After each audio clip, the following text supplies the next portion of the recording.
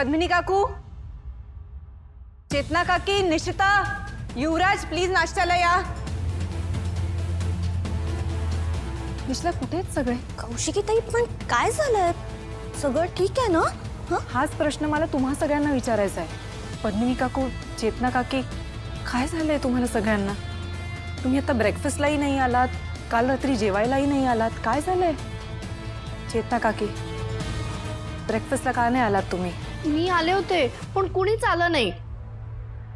पद्मिनी काकू प्लीज सांगाल काय झालंय? मला असं वाटतं परिस्थितीची सगळ्यात जास्त जाणीव तुला आहे कौशिकी, तरी तुला हा प्रश्न पडतोय। आणि घरातला एक माणूस जेलमध्ये असताना घशाखाली घास कसा उतरेल?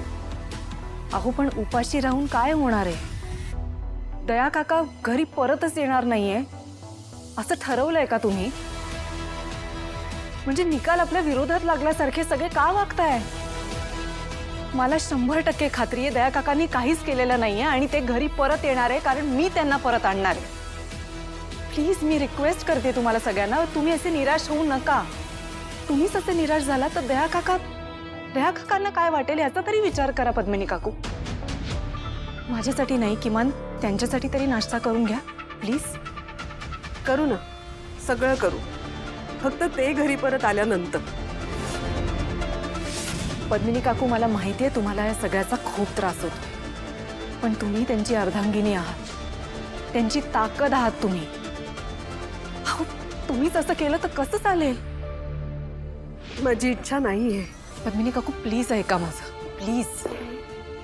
हे बघा तुम्हाला माहिती आहे जर तुम्ही खाल्लं नाही तर घरातलं कोणीही खाणार नाहीये। माझ्यासाठी नाही, किमान सगळ्यांसाठी प्लीज थोडंसं खाऊन घ्या। कौशिकी अगं प्लीज पद्मिनी काकू, प्लीज। ठीक आहे, या।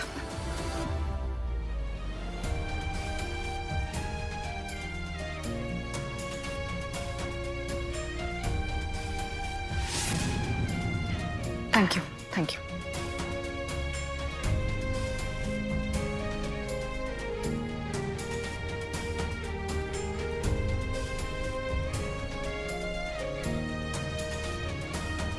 बरं झालं तू आलीस तारिणी, ब्रेकफास्ट करून घे।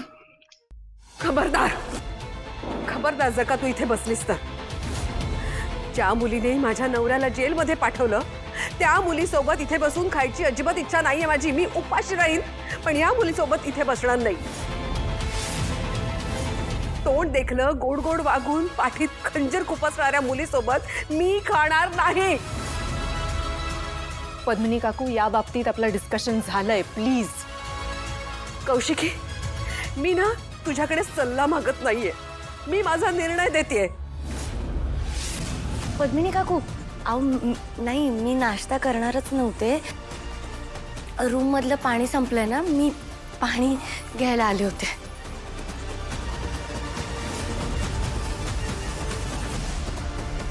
तारिणी प्लीज खाऊन घे, अन्नावर राग काढू नकोस प्लीज। नाही कौशिकी ताई, अगं खा। अहो खरंच असं काही नाहीये, मला भूकच नाहीये। 2-3 दिवसापासून खूप जागरण पण झालंय, वेळी अवेळी खाल्लं गेलंय, त्याच्यामुळे पोट पण जरा खराबच आहे। म्हटलं जरा आराम देईन ना आज पोटाला, म्हणून मी खात नाहीये। तुम्ही नका काळजी करू, मी आहे आतमध्ये। हा आलेच। तारिणी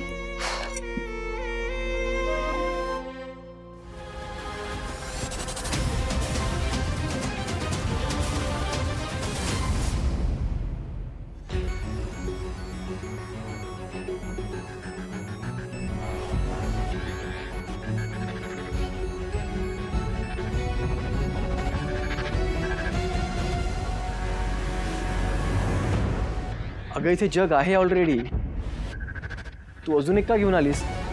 अरे हो, ते पाणी खराब झालं होतं ना म्हणून। मी रात्रीच भरलंय, फ्रेश पाणी आहे।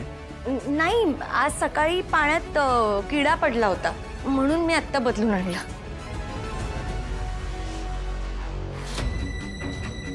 तुला कोणी काय बोललंय का? नाही, मला कशाला कोणी काही बोलेल? तुला कोणीतरी काहीतरी बोललंय, खरं सांग। नाही नाही, असं खरंच काही नाहीये. मला कोणीही काहीही बोललेलं नाहीये. चल मग सगळ्यांबरोबर नाश्ता करूया. नाही नाही, तू खाऊन घे ना, मला भूक नाहीये. तुला नक्कीच कोणीतरी काहीतरी बोललंय. निशी, युवराज, चेतना काकू, पद्मिनी काकू. पद्मिनी काकू, आत्ताच जातो आणि सगळ्या प्रश्नांची उत्तरे देऊन येतो त्यांना. केदार थांब. तू कोणाला काहीही बोलणार नाहीयेस. मग तू बोल ना. तुझी चूक नसताना तू नेहमी ऐकून घेणार आहेस का? अरे त्यांचा हक्क आहे तो. असं काय करतोयस? आणि केदार, तू पण त्यांची मनस्थिती समजून घ्यायचा प्रयत्न कर ना. त्यांच्या नवऱ्यावर आरोप झालेत. अरे काय वाटत असेल त्यांना? मग सगळ्या गोष्टींचा दोष तुलाच देणार का? तुला समजून घ्यायला नको त्यांनी? आणि मी बघितले तुला स्टेटमेंट देताना, तुझी अवस्था बघितली आहे मी. आणि खरं बोलणं या घरात गुन्हा असेल ना, तर ते मला अजिबात पटत नाहीये.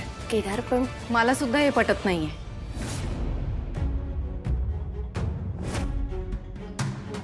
केदार, तारिणीशी सगळे असं वागतायत, ह्याच्यामुळे तुला त्रास होणं अगदी स्वाभाविक आहे.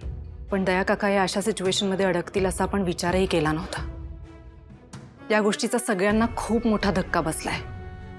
पद्मिनी काकूंना सुद्धा त्रास होतोय आणि तो त्रास होणं अगदी स्वाभाविक आहे. पण तारिणी म्हणते ते अगदी बरोबर आहे. या अशा सिच्युएशनमध्ये आपण एकमेकांच्या विरुद्ध नाही, आपण एकमेकांच्या बरोबर राहणं गरजेचं आहे. आपण दया काकांना या सगळ्या सिच्युएशनमधनं कसं बाहेर काढू हा विचार करणं गरजेचं आहे. हे बघ केदार, आत्ता सगळे खूप रागात आहेत हे माहिती आहे मला.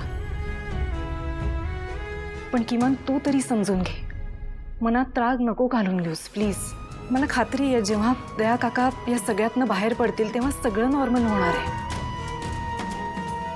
आणि तारिणी, बाहेर जे काही झालं त्यासाठी सगळ्यांच्या वतीने मी तुझी माफी मागते. नाही नाही नाही, कौशिकी ताई, काय करताय आहो तुम्ही? प्लीज असं काहीतरी करू नका. तुम्ही एकदम बरोबर बोलताय. बाबा घरी परत आले ना की सगळं व्यवस्थित होईल. तोपर्यंत आपण सगळ्यांनी एकत्र राहायला हवं. आणि आपण सगळ्यांनी एकमेकांशी खरं सुद्धा वागायला हवं. बरोबर? तू त्यांना कशी ओळखतेस? ज्या वेळेला दया काका जयरामच्या घरी गेले होते त्यावेळेला तू त्यांच्या घरी काय करत होतीस तारिणी? तारिणी, खरं बोल. जे काही घडलंय ते खरं खरं सांग. बोल. देवकी काकू जयराम काकांना भाऊ मानायच्या. ते आपल्या बाबांचे सुद्धा मित्र होते. बाबा इकडे आल्यानंतर देवकी काकूंच्या आयुष्यात नक्की काय घडलं हे बाबांना जाणून घ्यायचं होतं त्यांच्याकडून. खूप शोधण्याचा प्रयत्न केला. तू म्हणालीस आपलं बोलणं झालं त्याप्रमाणे, पण काही त्याचा पत्ताच लागला नाही. अचानक काल मला त्याचा फोन आला. काय म्हणाले ते? मला तुम्हाला अर्जंट भेटायचंय. एक पत्ता पाठवला त्याने मला मोबाईलवर. मी त्याने पाठवलेल्या पत्त्यावर पोहोचलो आणि आज जाऊन बघतो तर जयराम जमिनीवर रक्ताच्या थारोळात पडला होता. तुम्हाला मलाही विश्वासात घ्यावंसं नाही वाटलं?